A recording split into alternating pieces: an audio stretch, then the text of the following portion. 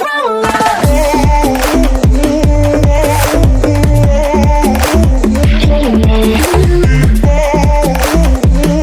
ये बेचने पर लगे हुए हैं, तो मैं बोलता हूं वहां पे मैं भूपेंद्र जी से डिसएग्री।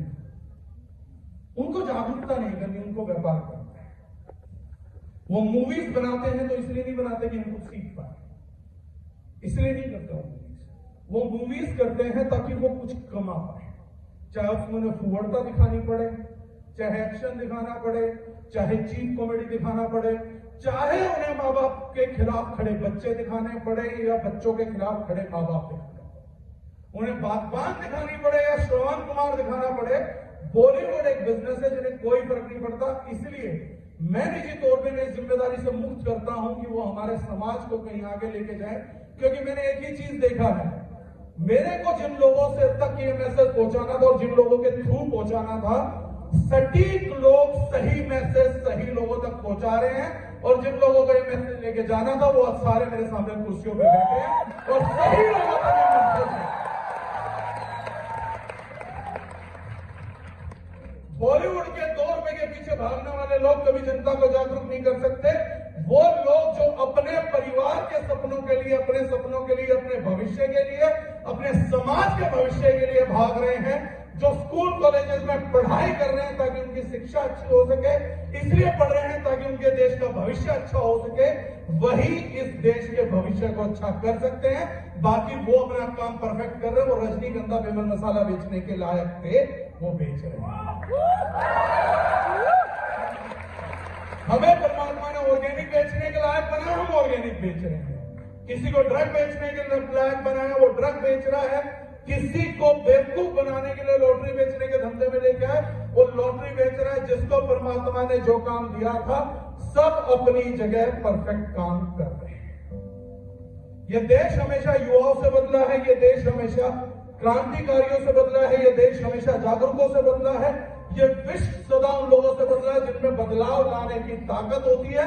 और बॉलीवुड बदलाव नहीं ला सकता। उनका तो 2-4 बॉयकॉट हुए, उनकी खुद की टांगे कांप गई कि अब क्या करे क्या ना करे, तो वो कहां से विमल गुटका छोड़ के ऑर्गेनिक को प्रमोट कर पाए।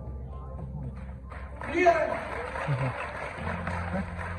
जिस बॉलीवुड के लिए लाखों लोग मरते थे, करोड़ों लोग मरते थे, जिनके ऑटोग्राफ के साइन को लोग तरसते थे, कहना नहीं चाहिए क्योंकि नेगेटिव ढूंढना नहीं चाहिए, लेकिन 4 मूवी फ्लॉप हुई है, 4 गिनती की। 4 बॉयकॉट हुए। उनके बड़े से बड़े स्टार ने टीवी पे आके हाथ जोड़ दिए कि भाई साहब बॉयकॉट मत करो, हमारी बहुत मेहनत है, हमने ये किया, हमने वो किया है, प्लीज हमारे को देखने चाहिए। उनसे ज्यादा अच्छे मुझे अपने बच्चे लगते हैं, अपने नेटवर्क के बच्चे लगते हैं, जिनका लाखों लोग खुद का परिवार बॉयकॉट करता है, लेकिन उसके बाद भी हाथ नहीं जोड़ते, गर्दन ऊंची करके अपना काम करते हैं, अपने आपको कामयाब। 4 बॉयकॉट पे अगर पूरी बॉलीवुड का साम्राज्य हिल सकता है, वो सारे उद्योगपति हिल सकते हैं, तो मैं ठीक मानता हूं कि कुछ बच्चे हिम्मत खो देते हैं, क्योंकि वो तो उतनी बड़ी चीज भी नहीं है। लेकिन फिर वहीं पे एक दूसरी साइड है कि स्टेज पे आने वाले उन बच्चों को सैल्यूट है, हर उस छोटे से छोटे लेवल के बच्चे को सैल्यूट है जो कुछ करके आया है। क्योंकि मैं जानता हूं इसका 1, 2, 4 नहीं, इसके कम से कम 40, 400, 4000 बॉयकॉट रहे होंगे। उस बॉयकॉट के बावजूद अगर वो यहां खड़ा है, तो अपने पैरों पे खड़ा, अपनी ताकत पे खड़ा है, अपने जिगर पे, बॉलीवुड की तरह ठीक पे नहीं।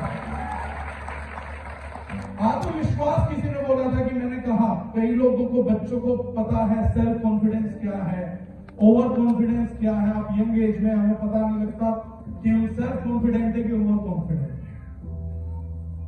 जिंदगी की जितनी गुत्थी सुलझेंगी, जितनी कामयाबी मिलेगी, यह तय है कि वो सेल्फ कॉन्फिडेंस से, आत्मविश्वास से मिलेगी। लेकिन बहुत कम लोग हैं जिंदगी में जो आत्मविश्वास को समझ पाए। मैं 2 ही सब्जेक्ट पे छोटी सी बात करूंगा आज, कंफर्ट जोन, आत्मविश्वास, सिर्फ और 2 लाइन। आत्मविश्वास वो नहीं होता है जिसको आप दिखाते हो। आत्मविश्वास वो नहीं है जिसका एग्जीबिशन सामने वाले के सामने किया जाए। आत्मविश्वास उस चिड़िया का नाम नहीं कि मैंने बोल दिया कि तुम रुक, मैं ये करके दिखाऊंगा, या मैं सामने से गया और किसी को कुछ बड़ा चढ़ के कह के दिखा रहा हूं, या किसी आदमी को मेरे अंदर कोई इंटरेस्ट नहीं और मैंने खड़ा करके उसको बोला कि आप तो इस चेहरे को पहचान ले, एक दिन यही चेहरा होगा, BMW लेके आएगा। यह आत्मविश्वास नहीं। आत्मविश्वास जानते क्या है? आत्मविश्वास वो नहीं है जो दूसरों को दिखाया जाता है, आत्मविश्वास वो है जो स्वयं को दिखाया जाता है। जब दूसरा कोई व्यक्ति आपके सामने खड़ा होकर ये बात बोलता है कि तुझसे ये नहीं हो पाएगा, you are not made for big thing, तू जो था वही बना रहेगा, तू जैसा था वैसा ही रहेगा, उस टाइम जो व्यक्ति खुद से मन ही मन ये बात करता है कि इसको पता नहीं है, लेकिन एक दिन इसको भी ये समझ आएगा कि जो बोल रहा था बहुत गलत बोल रहा था और मेरा भविष्य इसकी गलतियों को साबित करेगा। जो व्यक्ति उस समय मौके पे जवाब ना देके अपने काम को, अपने आप को बिल्ड करके जवाब देता है, सेल्फ कॉन्फिडेंस उसको अभी आत्मविश्वास वो है जो बाहर बोल दिया गया, आत्मविश्वास वो है जो अंदर बोल दिया गया, आत्मविश्वास वो है जब किसी ने हिम्मत छीननी चाहिए तो आपको किसी और की जरूरत नहीं पड़ी, आपने खुद को हिम्मत दी। मैं गांव से शहर के स्कूल में आया 1997, एकदम देसी गांव से उठ के एकदम शहर के स्कूल में आ गया। हरियाणवी मीडियम से निकल के सीधा इंग्लिश मीडियम के अंदर डाल दिया गया और बड़ी जर्नी है, लेकिन उसकी बात नहीं करूंगा, उसके एक छोटे से अंश की बात करूंगा। तो वहां पर मेरे को क्रिकेट खेलने का शौक था, वो गांव से ही था। मैंने शहर में ऑप्ट किया, यशपाल शर्मा हमारे वहां कोचिंग करते थे, तो मैंने यशपाल शर्मा जी के साथ खेलना स्टार्ट किया, तो मेरा बड़ा मन हुआ। तो मैंने कहा, कई लोग यहाँ पर ऐसे बैठे हैं जिन्हें ना मैं देखता हूँ स्टेज पे है ना, तो बहुत बार बोल जाते हैं लोग कि उन्होंने कुलदीप जी ने बड़े अच्छे पॉइंट्स दिए, phase of rejection, phase of objection, और आप लोगों ने नेटवर्क मार्केटिंग में शुरुआत कर दी कच्ची उम्र में, तो आप लोगों को एक बात दिमाग में आएगी और डाली जाएगी, दैट नेटवर्क मार्केटिंग में रिजेक्शन बहुत है, ऑब्जेक्शन बहुत। ये मेरे दिमाग में भी एक बार डाला जा रहा। तो मैंने एक बार पिछले अपनी जिंदगी में खुद झांक के देखा कि क्या नेटवर्क मार्केटिंग में सच में रिजेक्शन है, क्या नेटवर्क मार्केटिंग में सच में ऑब्जेक्शन है। तो मुझे याद आया कि जब मैं क्रिकेट खेलने गया और यशपाल शर्मा जो 1983 का वर्ल्ड कप खेल के आए हुए थे, जब उन्होंने मेरे को ऑन फील्ड देखा तो उन्होंने मेरे से आके कहा कि तू मेरे साथ प्रैक्टिस क्यों नहीं करता है? तो मैंने बोला सर इतना पैसा नहीं है, पापा फीस नहीं दे सकते। तो उन्होंने कहा तेरे को करनी चाहिए, तेरे अंदर टैलेंट है, तू इंटरनेशनल क्रिकेट भी खेल सकता है, you are very bright cricketer, मैंने तेरे को खेलता देखा है, तेरा गेम देखा है एंड इट्स लाइक फैंटास्टिक। तो मैं भी साथ में माले पे था कि एक एक्सपीरियंस आदमी ने बोल दिया कि तू कर सकता है। मैं घर गया तो मैंने कहा कि मुझे ऐसा लग रहा है कि मुझे क्रिकेट में करियर देखना चाहिए, मुझे क्रिकेट में करियर परस्यू करना चाहिए। तो पहली स्टेटमेंट आई, मुझे पता है क्रिकेट में कितने लोग खेलते हैं पूरे देश में? तो मैंने कहा कितने लोग खेलते हैं यार? बोले तेरे को लगता तू पहले 11 में आ सकता है? तो मेरी मदर बोलती मेरे घर का नाम लेके, जिन्नी तेरे को पता है 11 लोग पूरे हिंदुस्तान के टॉप 11, बेटा आसान नहीं है, नहीं हो पाएगा, तू रहने दे। क्यों नहीं हो पाएगा? किस लिए नहीं हो पाएगा? करना है, ट्राई करना है। जो 11 है वो कोई विरले नहीं है, उनके 4 हाथ 4 पैर नहीं है, तो मैं क्यों नहीं कर सकता? तो उन्होंने फिर गुस्से में आई, फिर बोल दिया कि नहीं हमारे पास की नहीं, हम तो क्रिकेट नहीं खिला सकते, तू यही समझ के छोड़ दे। तो मैंने कहा आपको खिलाना नहीं है, मेरे को सिर्फ खेलना है। आपको तो मैं ये बोल रहा हूं कि आप थोड़ा ध्यान दीजिए। शाम को पापा आए तो हंसे जा रहे, तो मम्मी ने कहा क्रिकेटर बनने की बात कर रहा था, तो हंसे जा रहे, हंसे जा रहे। कह रहे तेरे जैसे लौंडे ना मैं बहुत देखेगा। कह रहे मैं भी एक टाइम में ना स्पिन बॉलर था, ये लिटरली बता। तो बोले मेरा भी सिलेक्शन नहीं हुआ। तो मैंने बोला घटिया रहे हो, ये तो कोई बड़ी बात नहीं है, 6 9 तो थे नहीं, होते तो सिलेक्ट हो गए होते। तो मैंने कहा नहीं हो गए, मैं हूं। तो बोले ऐसी ना बहुत बातें सुनिए, जाके बैठ जाओ। तो मैंने कहा ये तो फेल हो गया एजेंडा।